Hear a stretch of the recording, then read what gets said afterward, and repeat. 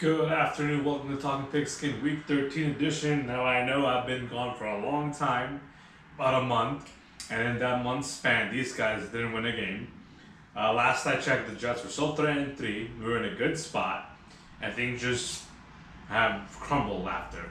And it hasn't been fun to watch them. It's been an abysmal offensive performance week after week.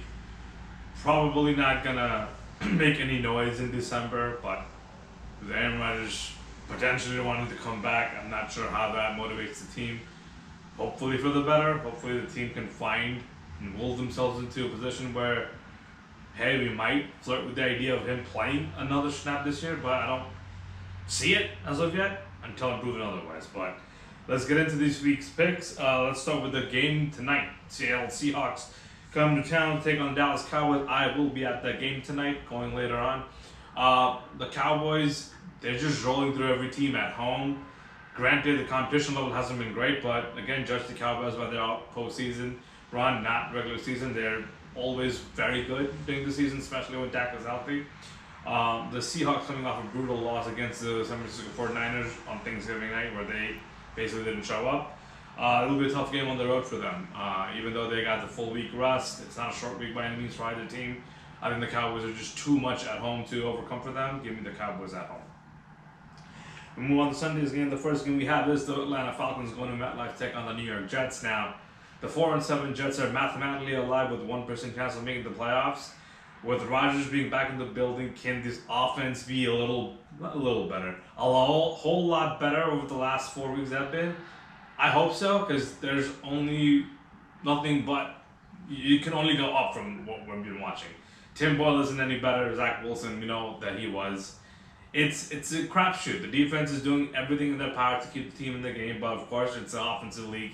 Defense can always keep other offenses, into a position where they can just control the game the whole time. It doesn't work like that in today's NFL. They're getting tired. Offense can't do anything. Lazard will be active. Maybe the benching will help him mentally, and hopefully he'll have a good game with Boyle. He has played with Boyle before in the Green Bay. Falcons are the NFC Jets, basically. They're in division lead right now. Do I expect to make any noise later on the season? Probably not. Desmond Ridder is still at quarterback. They have playmakers, they just haven't been able to produce anything. Can they turn around as the Jets? I hope not. It doesn't bode well for us, but I'm going to give the edge to the Jets at home to keep this season somewhat alive and move on to 5-7. Next thing we got is the Denver Broncos going to Houston, take on the Texans. Both are 6-5 team, but the Broncos are a little more impressive here because they started the season 1-5 and they're won 5 straight. Good for them. It is a hard road that they've taken. The Texans, they almost had the Jaguars last week, but at the end they couldn't. Amendola missed the field goal. C.J. Stroud has been amazing for them. D'Amico Ryan's the defensive guy. Offense has been playing great. Defense not so much.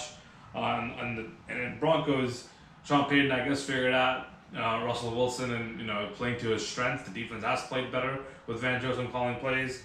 It's going to be a fun game. That will be a very fun game to watch in the 1 o'clock window. Give me the Texans at home, though, to win that game. Next game we got is, the San Francisco 49ers going to take on the Eagles. This is probably the game of the week. This is a rematch of the NFC Championship. We all know what happened last year when Brock Purdy went down. I believe the backup also went down and they were left with nothing, and Purdy was handing off the ball the rest of the game. It was tough to watch. Now they're fully healthy. The whole team is healthy. Well, does that make a big difference? Absolutely. The Eagles are 10-1. They're playing with house money at this point. They are just, even they can afford to lose a game or two. But this is more about pride and ego for the Eagles. Can they step up and, overcome the fact that they're labeled as underdogs in this game? I think they can. But will they? Probably not. I think the 49ers are just too hungry for this game. I think they had this game circled from the moment the schedule came out. They want to get back to the Eagles because the end of the championship game has left bad scars on them. Give me the Niners on the road. There's nothing bad about the Eagles. It's just the 49ers they have to have this game for their sake. The last game we'll have is the Kansas City Chiefs taking on the Green Bay Packers. Now, this game is a fun one for me because the Packers, who also have Jordan Love, I'm not sure what they were doing, but starting the season with him, it was terrible, but now he's turning around, had a great game on Thanksgiving, beat the Lions on the road. They're now 5-6, back in playoff contention.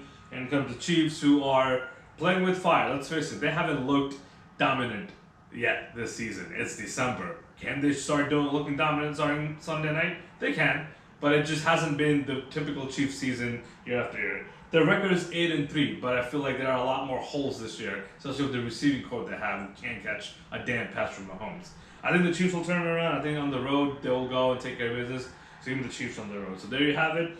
I have the Cowboys tonight, and then I have the Jets at home, followed by Texans at home, then 49ers on the road, and the Chiefs on the road. Let me know what you guys think of these picks. Like, comment, and subscribe. I hope to be doing videos for the rest of the season. It's been tough, but I'm back now, and hopefully you guys enjoy these picks. See you guys next week.